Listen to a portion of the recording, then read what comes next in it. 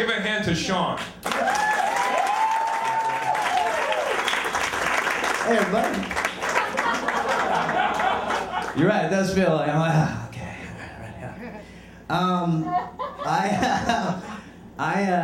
Gosh, okay, where to begin? About a little over a year and a half ago, just how I came to be with you awesome people at City Light.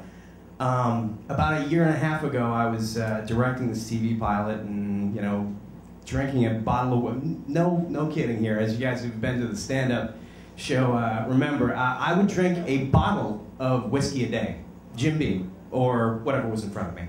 It doesn't matter, you don't get that selective at that point. And, you know, just doing mounds of cocaine. I used to do so much coke, I would like blow my nose and there'd be a Bolivian refugee in my Kleenex. Like, that's how much. I'd be like, we gotta get the thing on, we gotta get the script on TV. Viva Colombia! Manuel, you naughty donkey. Born free, free as the vine. We're coming to America. No, so I was in the midst of all this, and I was really, despite the fact that I was doing a lot of stand-up, you know, doing the tours and doing the sitcoms and TV commercials and, you know, whatever else I was doing. I was deeply unhappy. I was like a very angry person, and it was weird because I got a nickname at MTV where I was working, and people called me the Geezer because 24/7 I just walked around the floor there going, and I was always so mad, and I couldn't figure out why, because I was always like, well, I have an awesome apartment, you know, I have a cool job, you know, I tell jokes for a living. Why am I so mad? Why do I have to get drunk every day?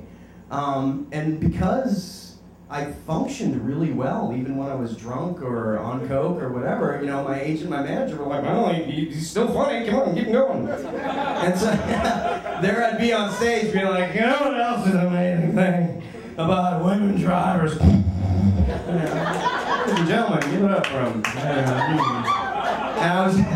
But nobody was there to be like, hey man, you should really stop. This is a bad idea, you know, you're killing yourself.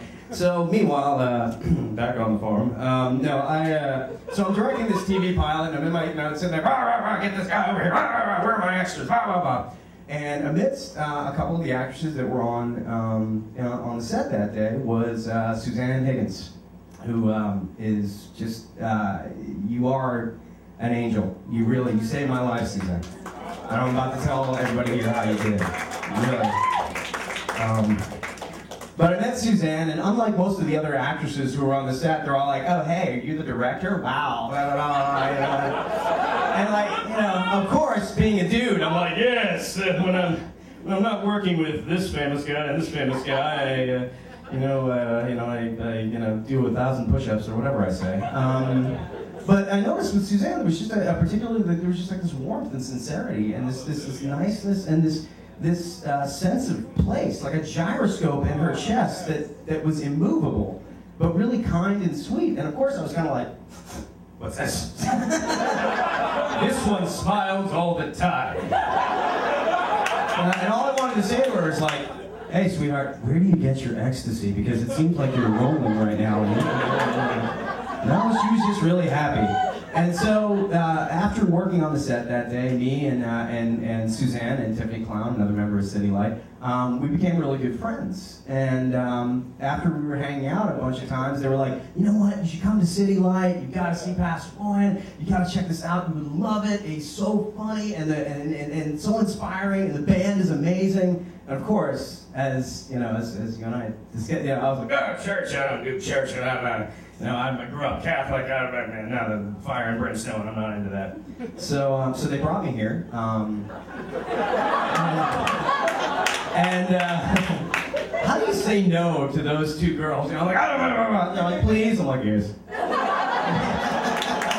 If anything, I get to hang out with pretty people doing fun things. So I come to the church, and I'm sitting down here, and I'm still, the arms folded, just like you were talking about. I come in, and I'm sitting with them, and I got my arms folded, and I'm like, all right, what's this all about?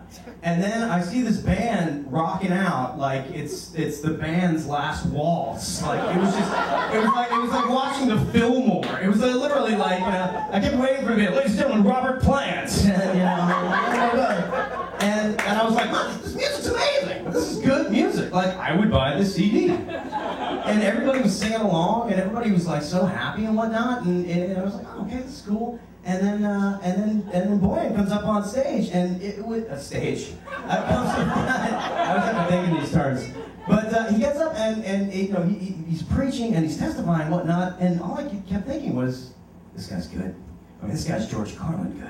I mean, this guy's, I don't know where he's getting his material, but it is sharp. That guy could do a tight 10 minutes and stand up New York and kill. And what's funny is, for the past couple of months, when I hang out with other comedians and whatnot, and they're all like, yeah, I was down in Chicago last week and I caught Chris Rock's brother. He was great, man. I'm like, you should see this pastor. He's doing this Yoda impression that would really make you think.